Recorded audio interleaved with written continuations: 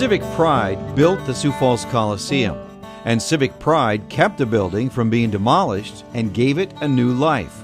Despite 2 fires, vote after vote, and the sifting political sands of a town that always wanted more, the Coliseum remained the center of Sioux Falls' cultural, social, and often sports life for 80 years before being reborn.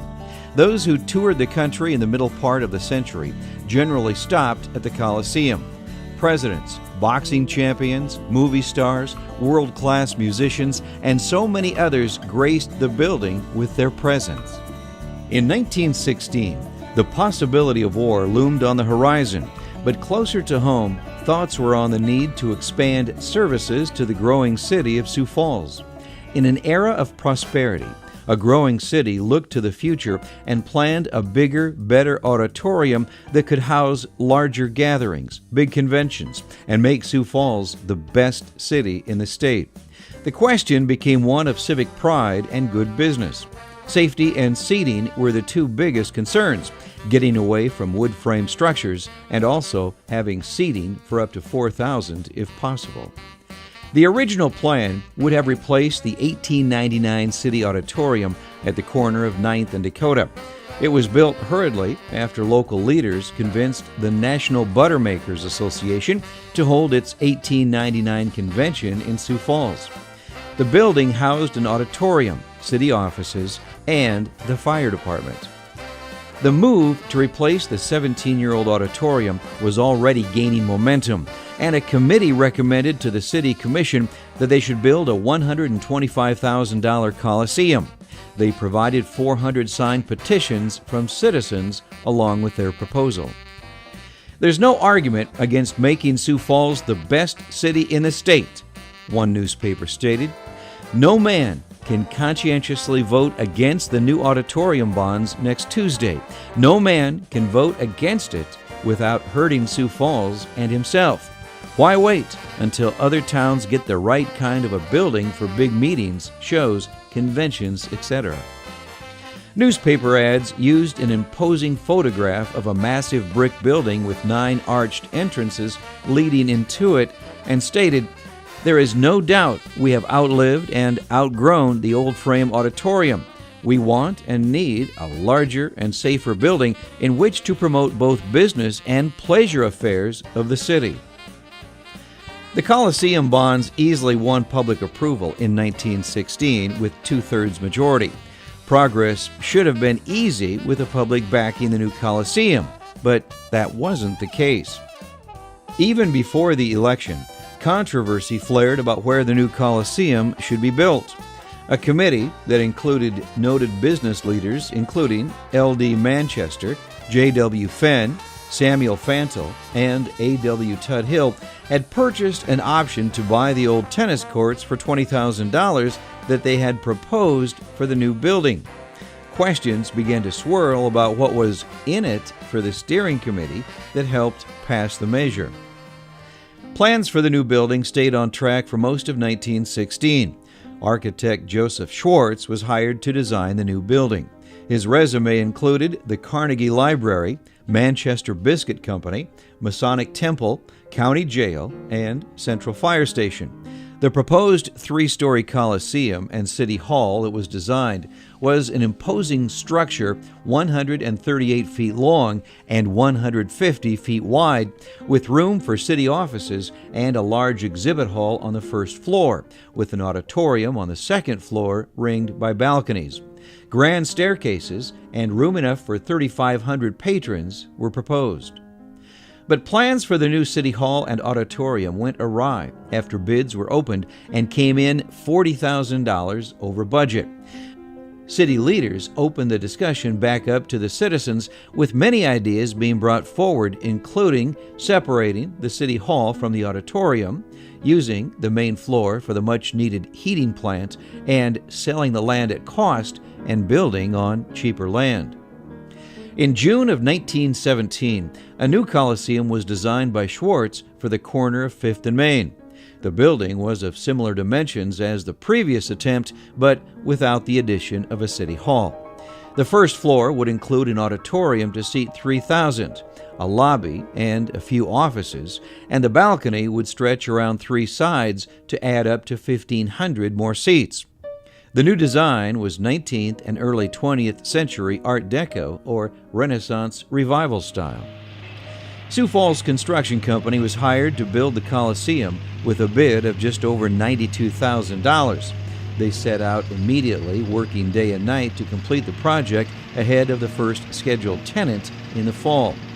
Timing was tight, but the building opened November 26, 1917 for the South Dakota Education Association. Trains brought teachers from as far away as Pierre and the Black Hills, with reception committees welcoming them to the city and ushering them to hotels and the new Coliseum. The response was overwhelmingly positive, with the building and floor space for exhibits. Although the educators were the first to open the building, the formal dedication was saved for New Year's Day. The Red Cross Ball had the honor of officially opening the Coliseum. An informal reception that afternoon for everyone in town kicked off the festivities, with the formal dance starting at 9 p.m. that evening. Couples paid $3 to dance to the music from a 15-piece orchestra seated on stage, while others paid 50 cents to sit in the balcony and watch the festivities below. The official opening was also its closing night for several months, as war rationing of coal was needed. The decision was made to close the building until warmer weather. Once it reopened, the new Coliseum quickly became the focus of busy city life, hosting concerts, conventions, and even basketball games. When President Woodrow Wilson toured the country looking for support for America to join the League of Nations, he stopped in Sioux Falls and spoke at the Coliseum. 8,000 people found every nook inside to hear what the president had to say. The rousing speech brought thunderous applause to the choice words spoken by the president in September of 1919. World-class ballerinas, pianists, symphonies, plays, and comedians graced the stage in the early years. John Philip Sousa conducted his band in 1928 to sold-out crowds. The growing city clamored for entertainment of every variety and was rewarded with some of the finest touring groups available at the time.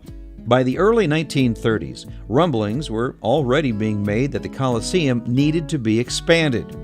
During conventions, the floor space was not adequate to display many items. Others wanted a bigger stage, to add a plaster proscenium, and add an annex for more room. The question became one of pride. The state's largest city wanted to host even larger events such as circuses, automobile shows, stock shows, and machinery shows.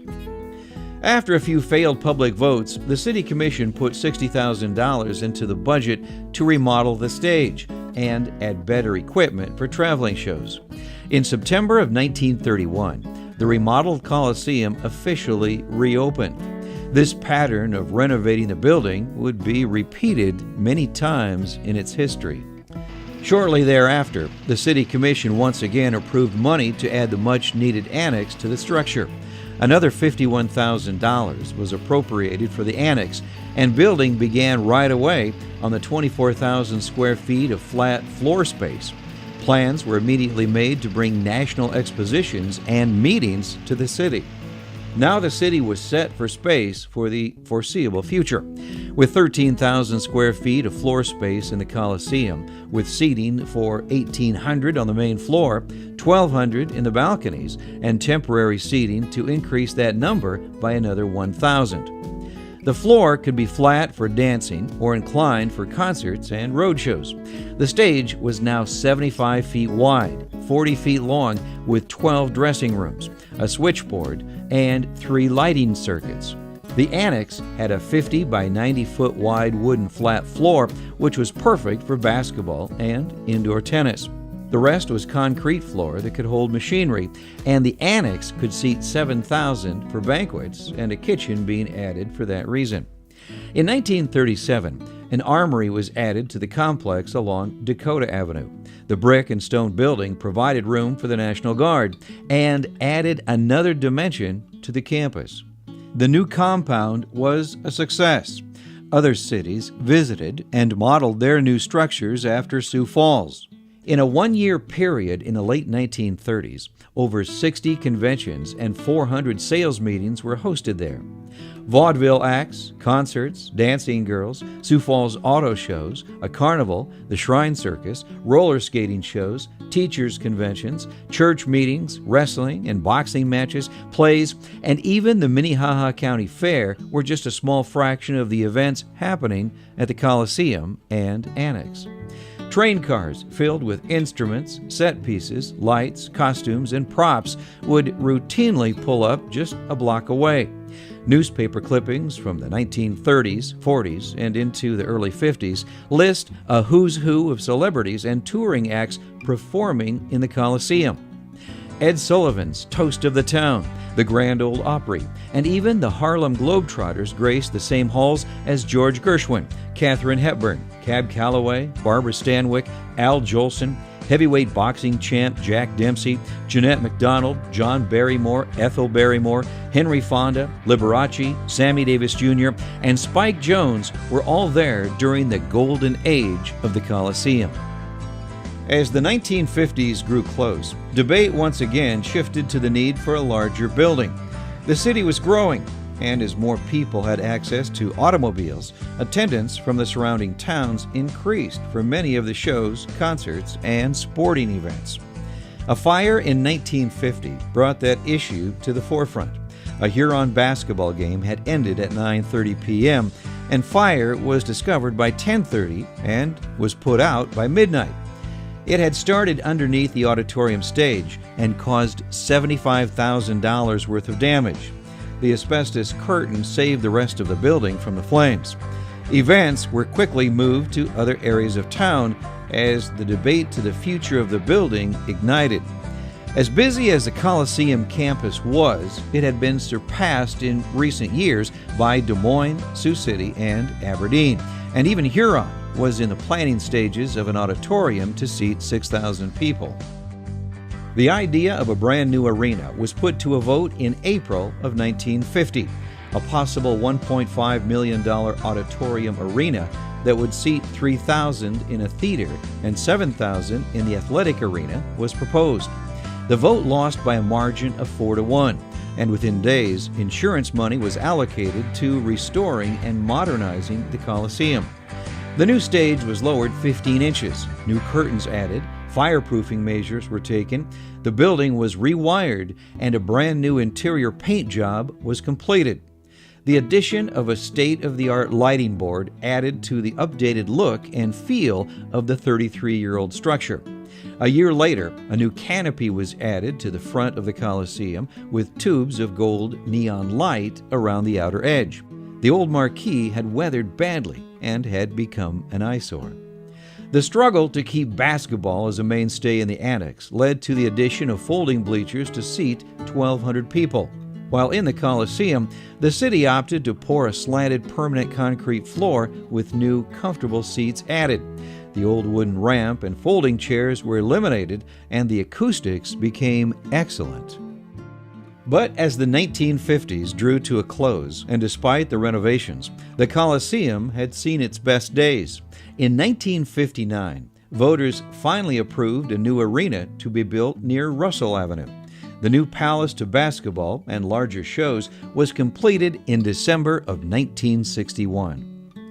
The Coliseum still had a purpose in the city and hosted smaller events like the auto shows, farm shows, antique shows, banquets, and high school dances. In 1972, Democratic Senator George McGovern made the Coliseum his presidential election night headquarters. 3 network cameras were on hand when he conceded to Republican Richard Nixon. 1972 also saw remodeling being done on the annex in the lobby, entrances, and roof. Everything stopped in January of 1973 when fire struck again. This time, the blaze destroyed the annex, National Guard Armory, and a livestock building. The original Coliseum was saved. The fire was started in the ceiling where workers had been welding. Once again, the door was open for a new city building project, and ideas about what could be built blossomed. The needs of the city centered around a large flat indoor space similar to what had been destroyed. This time, 30,000 square feet of space, 8,000 square feet larger than the old annex, was proposed.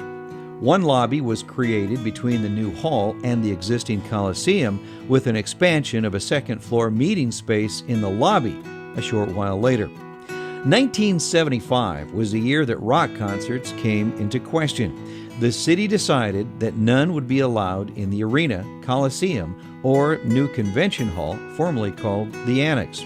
Symphonies, small concerts, and even a few traveling shows still use the Coliseum.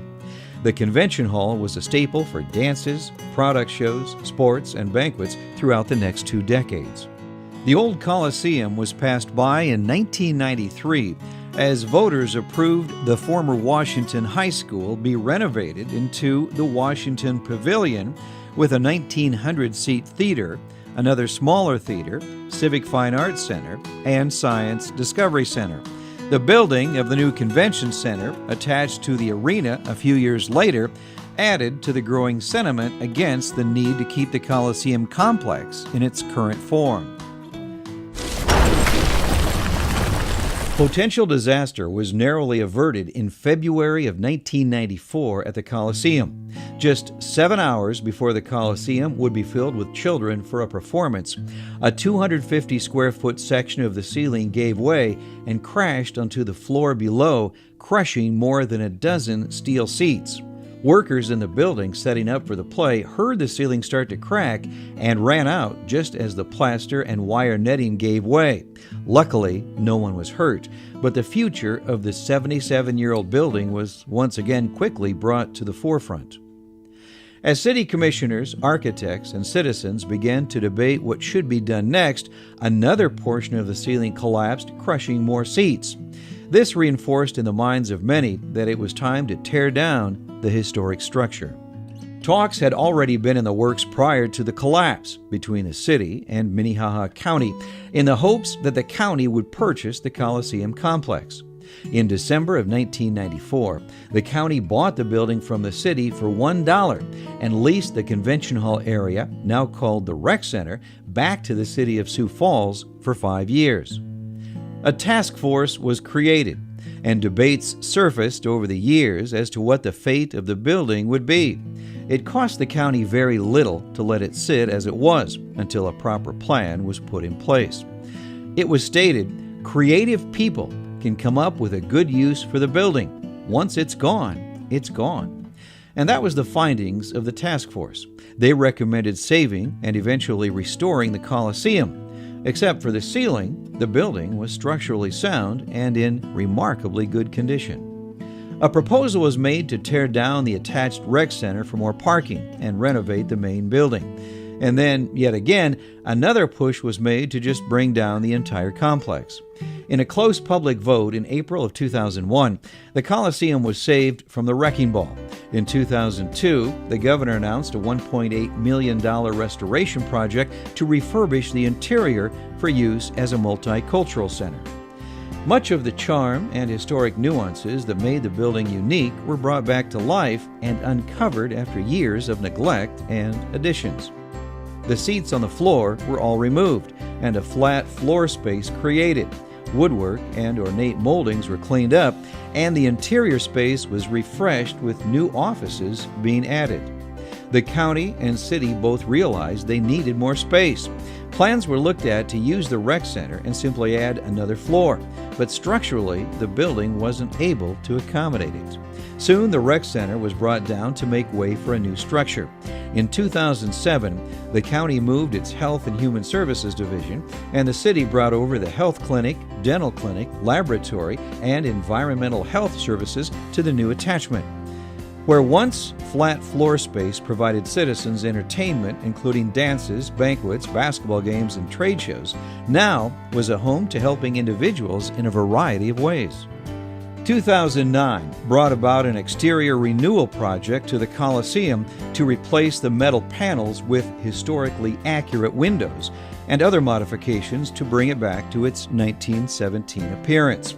Tuck pointing, canopy restoration, re-roofing, historic iron, glass and gable renovation, and reinstallation of stained glass windows were among the many items in the remodeling project that had its rededication and ribbon cutting in June of 2010. The new era of the Coliseum has seen its resurgence as a gathering place. The Multicultural Center is a state-licensed after-school facility with free services to all and assists children with a variety of programs throughout the year.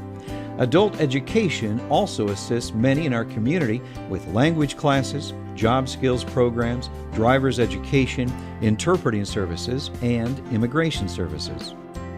Many festivals and celebrations now call the Multicultural Center its home, including the Dr. King Day celebration, Native American Day, Wachipi, Festival of Cultures, and so much more.